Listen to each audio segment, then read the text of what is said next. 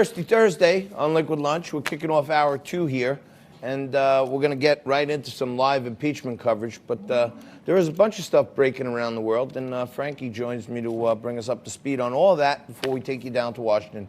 Frankie, what's happening? All right, well, obviously, next week is a big day. You know what next week is? The Super Bowl? You know what else? The Iowa caucuses? You know what else? I don't. Well, first of all, you have the State of the Union next week. But of course. Next week is Groundhog Day. Ta-da! And we're going to air the same episode of Liquid Lunch again and again and again. No, we're not really going to do that. But you know who's the most famous groundhog in America? Punxsutawney Phil. Punxsutawney Phil, that's right. So now, PETA, People for the Ethical Treatment of Animals. Oh, my God.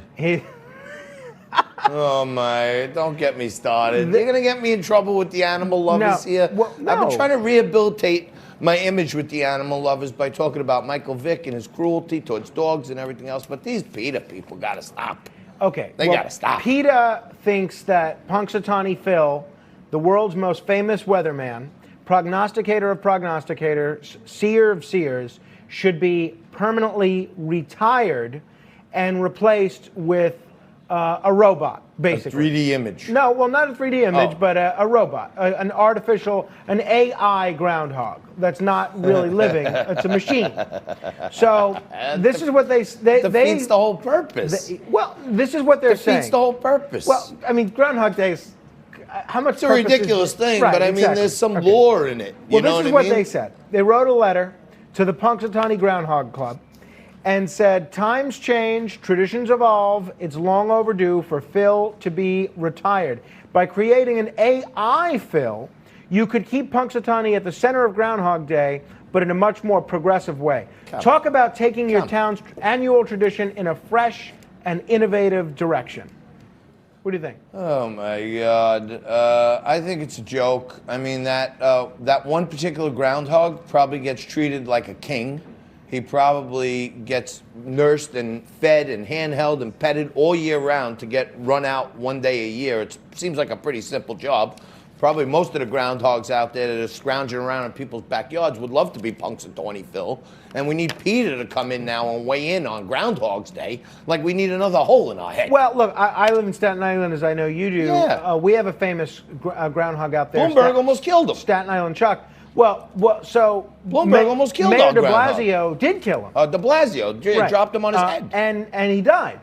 Well, Yeah. it was a she, actually. So you have to wonder, Hang on. How is Staten Island Chuck a she? Well, her name was We Charlotte. had the pronouns wrong? You know, when one Staten Island Chuck dies, they just replace it with another. When I hear Staten Island groundhog. Chuck, I think about Chucky DeModio, who's the Okay. original Staten Island Chuck.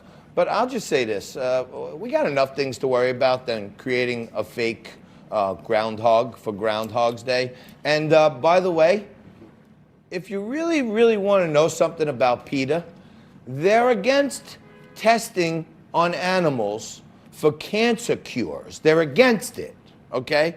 But they are for funding of testing on animals for animal disease cures. So you could test on animals to cure animal diseases, but you can't test on animals to cure human diseases. Well, that strikes me as a little bizarre because we me- are the dominant species on Earth. If it could help an animal, it should be able to help us. That strikes me as a little inconsistent on their part. But what are you going to do? All right. Usually you would say I'm inconsistent or I'm wrong. I no appreciate you problem. agreeing with me. All right, That so rarely now happens, the but- GDP has slowed. The economic growth has slowed a little bit for 2019. The U.S. economy missed the Trump administration's 3% growth target for a second straight year, posting its slowest annual growth in 3 years. So still going pretty well, but not as fast as we were growing. Okay, well, It was- when so it was a- you know, it was a the left-wing 2.3 media, media spins this the other way. Oh, there's no more growth. 2.3%. There is Expansion. growth. The growth is not as fast as we projected, but we're still growing. So it's not like we're going backwards. We're no longer growing. We're just not growing as fast as we would like to or projected we would. So, Right. you know, let's keep this in perspective. Absolutely. The economy is still humming along beautifully, and we have the one thing we all need in our life, growth. Everywhere. Just not as much growth as, Yeah. you The know, headline- I need more growth. I'm immature sometimes. The you know that. headline on, especially on your hairline there. Yeah, But the headline I need on some growth in my hairline in a big way. the headline on the Drudge Report is GDP slows Mrs. Trump goal. So Well, he we'll see wants where to that be at goes. 3. If you remember, we were above 3. The president had some problems there with the Fed, but that's got under control. And Barack Obama was at 1% growth, and he said if Donald Trump thinks we're ever going to get back to 3, he's going to have to come up with a magic wand. Well, I guess he found the wand because we're on our way up. So that, to me, that's good news. All right. I want to, before we go, I want to, you know, I floated out a conspiracy theory yesterday that those usually annoy you, Frankie. But my thought on this whole coronavirus is that China knows they're taking a month off for their Chinese New Year, so they like shut down for a month. And coincidentally, that's right when this epidemic, so they're like slowing down the rest of the globe while they're on siesta, basically. And you kind of laugh. Remember the SARS I do. thing, Frankie? And the first super spreader of SARS, super spreader, was announced on January 31st, 2003. That's when the SARS started kicking up all over the place. And according to the World Health Organization, the first known super spreader was reported by China on January 31st. Okay.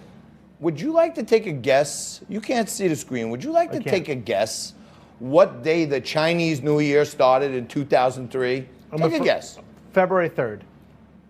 Very close. Very close. So they reported back in 2003. They reported the first SARS ever on January 31st, and then lo and behold, the Chinese New Year kicked off on February 1st. So there is a little pattern developing here that maybe the Chinese float out this fake propaganda to fear and paralyze the rest of the globe while they're taking a break. And by the way, when in the world did China care the least about the death of 150 people in their country? They run people over with tanks in the streets there. They kill thousands. We don't hear a word about it. Now 150 people are dead from a coronavirus. You know what I'm thinking. If you are at home and you're worried about this coronavirus situation, there's an easy antidote. You sit back, you crack yourself open one of these, you fight the coronavirus with the Corona beer. It's medically proven. It is not medically proven. Nobody. Dr. Eric Braverman yesterday said that Corona beer could contribute to lessening of anxiety about the coronavirus and can help me sleep better. If I sleep better, I'll be more healthy. He did so not. this is an antidote to the coronavirus. He did not in my confirm book. that. All right. And if you're just tuning in, the CDC has confirmed within the last half hour or so that the first confirmed person-to-person transmission of coronavirus within the United States occurred. It's occurred in Illinois. So those of you that are heading to Illinois, I be guarantee careful. you, whoever got infected with that, they were not drinking Corona. Well, I guarantee okay. it. And if you want to right. be safe, we'll check my advice. I'd bet you 99.9% you're not going to get the coronavirus. That's fair. You got to say that's fair. Absolutely. So do we have some live impeachment coverage right Yes, now? Because I'd like to finish Q&A this Corona has just begun. and finish my medication for today. For the second straight day, and I believe we're going to take you live to it right now. No, we're not going to take you live to We're it. not going to take you live to that now. But trust me, it's interesting.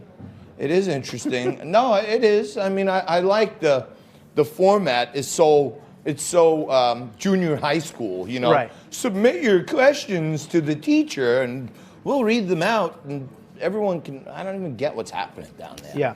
Why all doesn't right. Mitch McConnell just stand up and say, "We have 51 senators in the room who wish to vote for to dismiss this case"? All right. Well, here's some good news. Want to hear some good news? Yep.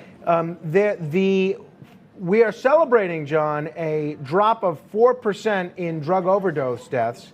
And for the first time in 4 years, largely because of better treatments for cancer and fewer people dying of drug overdoses, for the first time in 4 years, American life expectancy has actually gone up. This is tremendous. It's been going down for the first 4 years, for the last 4 years. Now, this is the first year it's gone up. So, look, this is a win for the president. If you want to keep living longer, let's have another term of Donald Trump. Pop open a Corona if you want to keep living longer. You That is not fend off that not coronavirus. confirmed.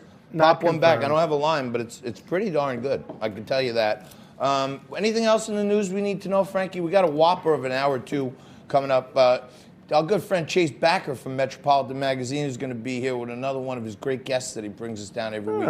Consuela Vanderbilt Costin is going to be here. She's a female entrepreneur, business person, and she's the descendant of the a great-great-granddaughter of the great Vanderbilt family who practically built America. That's right. And all this other stuff. They certainly were integral love to hear her building thoughts CNN's on how lineup. the climate is for women in business these days.